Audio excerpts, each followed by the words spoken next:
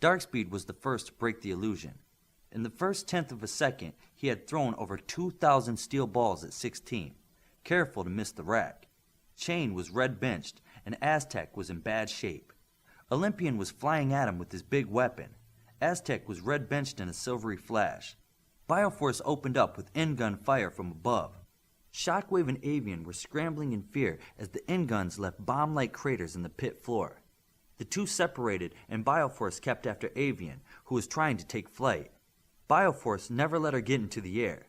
Avian disappeared in a silvery flash and was red benched. Darkspeed stopped throwing and moved near the rack with a steel ball in both hands. Darkness instantly covered First Team's rack. He waited next to their rack for anyone to venture near. Everything was happening so fast. It had only been a mere second in the game when Virtuoso teleported Midas to the other side of the pit. Midas saw Shockwave trying to mount some counterattack against Bioforce, who was high above her. Midas thought about Shockwave, and she was replaced by a silvery flash. Ghost had gone underground with his ghosting powers, and Zoner teleported away. Directions! She thought fast. She was now moving at over 200 miles per hour around the pit, invisible. Virtuoso quickly did what they drilled. She used her power to know where Zoner would appear. She sent the location of the Russian girl into She's head. She didn't hesitate. She threw one of her swords to where the girl was to appear. Her power greatly accelerated the sword from her hand and kept it pointing straight.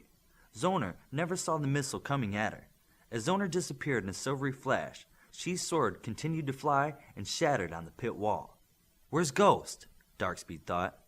Below, center pit, Bioforce thought as she used her life-finding power to locate the boy. I have a fix. Midas, take her, Virtuoso thought. She made an illusion in Midas' head that showed him Ghost's location. Everyone back, Midas thought loudly.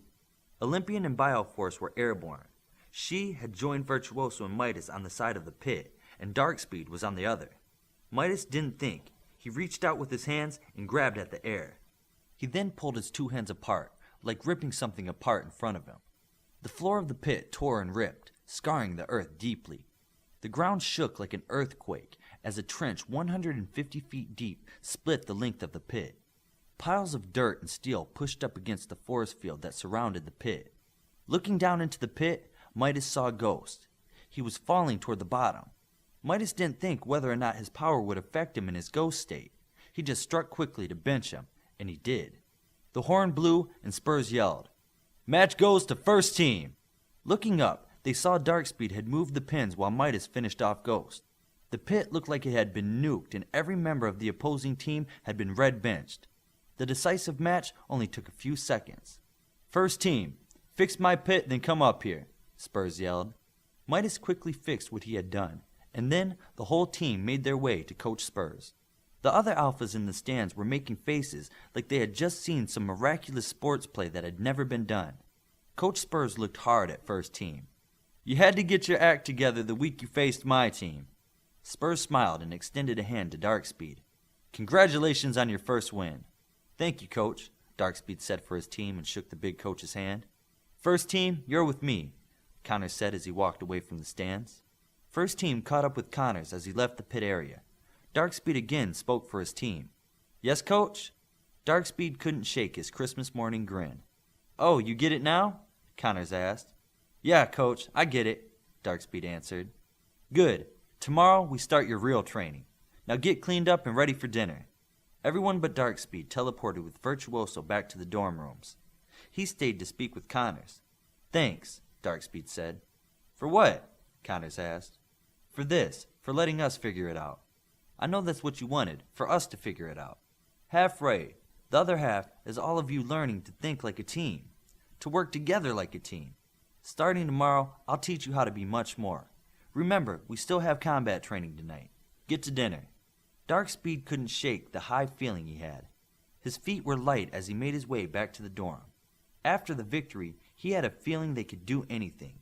Once back at the dorms, he opened a door to a video camera in She's hands, following him. "What's that for?" Darkspeed asked. "Shogun always used to say, recognize history when it happens. He said he got that from Connors. I say we add to it.